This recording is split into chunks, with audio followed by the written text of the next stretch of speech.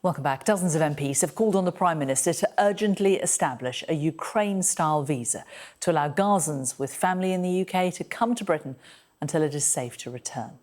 The letter, seen exclusively by Sky News, has been signed by 67 MPs and Lords from across the political spectrum. Let's talk to one of the signatories of that letter, Carla Denyer MP for Bristol Central and co-leader of the Green Party. Good to talk to you today, Carla. Why do you think this is necessary, this new scheme? The government says there are a range of routes available for Palestinians who wish to join family members in the UK already. Well, not really, is the short answer. There are routes and there are Palestinian families who are pursuing those, but those routes are incredibly restricted. They take a very long time. There are families waiting 6 months or more. There are already 2 Palestinians who are in the process of applying through the existing routes that are only available for very close family, so spouses or children under 18, or applying through the Article 8 human right under the European Convention of Human Rights. But those routes, very restricted, take a very long time, cost a lot of money that a lot of Palestinians don't have. And 2 Palestinians have already died while waiting to hear back from the UK Home Office on their application.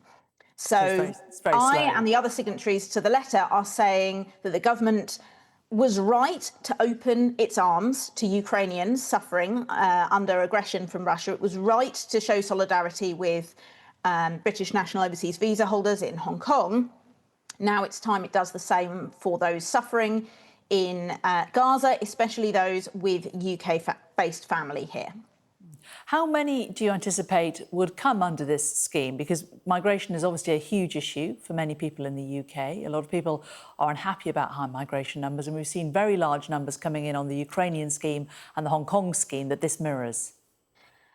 The estimates are that this would be very small in terms of numbers. So the Gaza Families reunification campaign that is calling for, alongside MPs, this change is made up, as I understand it, of just 350 families. There are simply not very many Palestinians living in the UK, and amongst those, very few of them have family in Gaza. More of them are in the West Bank. So the numbers, the sheer numbers in terms of people coming here would be very low, but the impact, the benefit, frankly, the meeting of basic human rights for those families who are affected is pivotal. Now, I think that there is a lot more that the UK government could and should be doing to challenge the aggression, the flagrant breaching of international law by the Israeli government in Gaza. We should be suspending arms sales. We should be applying more stringent sanctions and doing everything we can to ensure the free flow of humanitarian aid. This proposal isn't instead of that, but it is saying, in addition, if we were right, and I believe we were, to support those suffering in Ukraine and in Hong Kong, why not also those in Gaza? The scheme also says that they can come here until it is safe to return. I mean, do you think that's a realistic outcome? Who's going to define when Gaza is safe? What are the parameters?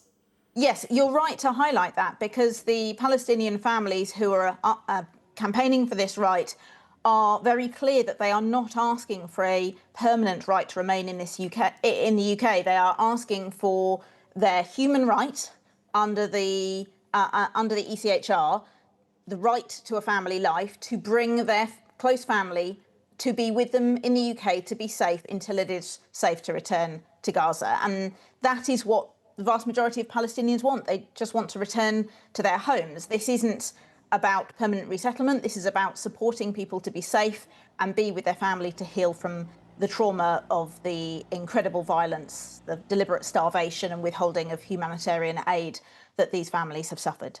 But who would define when Gaza was safe? I mean, how would we ever know if Gaza would be safe? That's probably something for the UN to set. It's certainly not something for us as the letter signatories to set.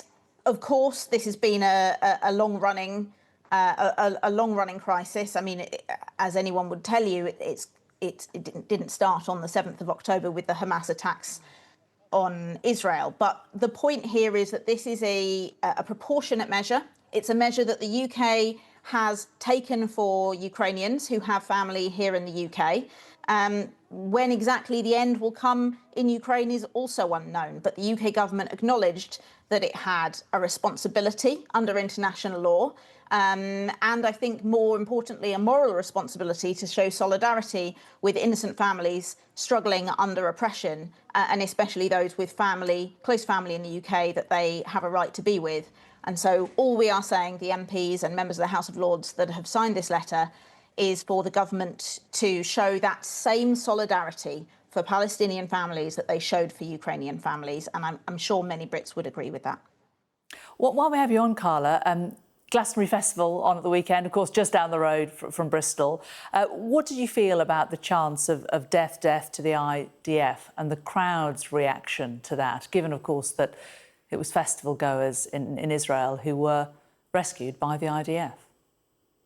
I thought it was absolutely shocking. I do not support anyone who uses their platform to incite violence, even if they are artists, campaigners who I might agree with about other aspects. I just do not think it is appropriate to incite violence in that way. But I am frustrated that this has become the story, to be honest, because the real story here is the ongoing genocide in Gaza and the UK's unwillingness, the UK government's unwillingness to take its grave responsibility under international law seriously to prevent genocide, repeatedly insisting that it does not have enough evidence that genocide is taking place, when by its very nature, by the UK's duty to prevent genocide, it needs to take action before it has taken place. I fear that the UK is already too late on that. Really, it should have acted years ago.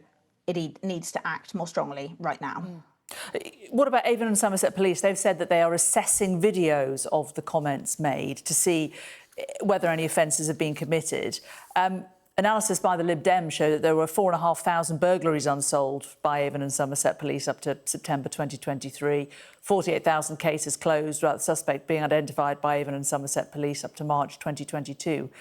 Some local residents may think that the police in Avon and Somerset have got better things to be doing than examining these videos. I think, given what you've just said, that there may be an investigation, it probably wouldn't be appropriate for me to comment on specific police investigations as they are ongoing. But of course, but do you think it's a good use of police time? Not, it doesn't have to be specific to this. I don't think it's a wise idea for MPs to wade into ongoing police investigations. While I share some sympathies, of course, with the observation that police are struggling to investigate crimes as they happen. But yeah, I just don't think it's wise for MPs to wade into discussions about ongoing police investigations as they are happening. OK, Carla Denyer, the MP for Bristol Central and co-leader of the Green Party of England and Wales. Thanks very much. Thank you.